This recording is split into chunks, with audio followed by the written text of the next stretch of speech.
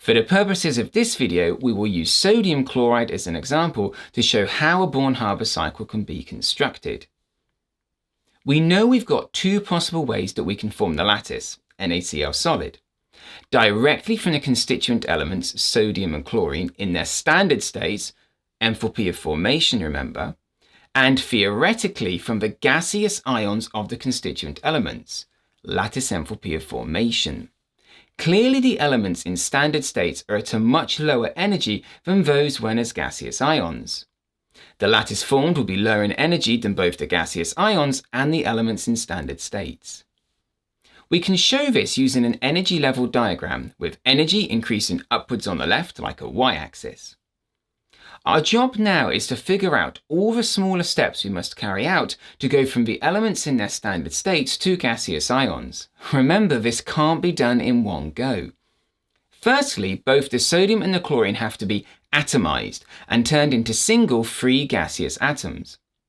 This means breaking apart their bonds to other atoms. For sodium, this would be overcoming the bonding in the metallic structure of solid sodium metal. For chlorine, this would be breaking the covalent bonds between chlorine atoms in chlorine molecules, Cl2.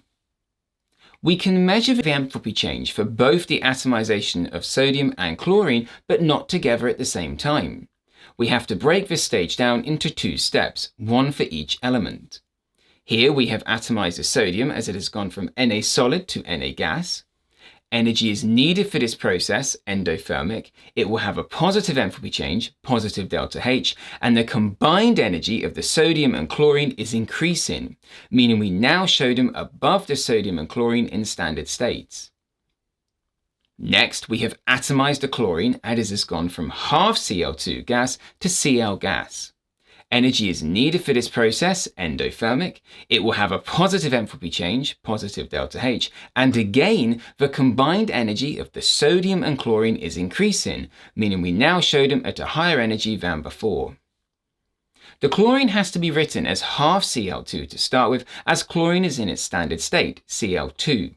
To form 1 mole's worth of Cl gaseous atoms, we need to start with half a mole's worth of Cl2 molecules. Now the constituent elements are in gaseous state, but we still have to turn them into ions. Just like for atomization, we have to measure these enthalpy changes independently. Here, the gaseous sodium atom has been converted into a positively charged ion by the removal of one electron. This is the same as the first ionization energy of sodium. The electron on the right-hand side of the equation comes from the sodium atom. Energy is needed for this process, endothermic. It will have a positive enthalpy change, positive delta H, and again, combined energy of the sodium and chlorine increases. Next, the gaseous chlorine atom is converted into a negatively charged ion by the addition of one electron. This is referred to as first electron affinity. This process would actually release energy, the exothermic, and have a negative enthalpy change, minus delta H. This is because the chlorine atom is more stable as a negatively charged ion. Because energy is released here, the combined energy of the sodium and chlorine decrease slightly and so are drawn on the energy level diagram below the charged sodium ion and gaseous chlorine atom. We have now got the constituent elements converted into gaseous ions and have constructed a Born-Haber cycle. We can see the two possible routes of going from constituent elements in their standard states to an ionic lattice in full. By adding in all the measured enthalpy changes for the particular steps outlined, we can find the lattice enthalpy of formation. Using Hess's law, root 1 equals root 2. Well, root 1 is made up of the enthalpy change of the atomization of sodium, positive 107 kilojoules per mole, enthalpy of atomization of chlorine, positive 122 kilojoules per mole, first ionization energy of sodium, positive 496 kilojoules per mole, and the first electron affinity of chlorine, minus 349 kilojoules per mole, as well as the lattice enthalpy of formation. Let's call it delta H here. Root 2 just equals the enthalpy of formation of sodium chloride, minus 411 kilojoules per mole. If root 1 equals root 2, then positive 107 plus positive 122 plus positive 496 plus minus 349 plus delta H equals minus 411.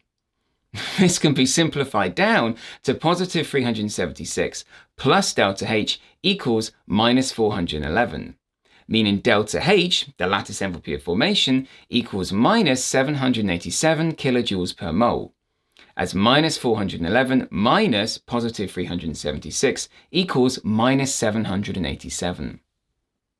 All of the positive and negative signs and brackets can make things look confusing, but by putting the signs and enthalpy changes in brackets and simply adding them together, you are letting your calculator do all of the hard work. You may be shown or taught to reverse the sign of an enthalpy change to go in an opposite direction in a cycle. I recommend against this and find that just following the method shown, directly using the enthalpy values as they are given, massively cuts down the risk of addition errors when totaling them all together.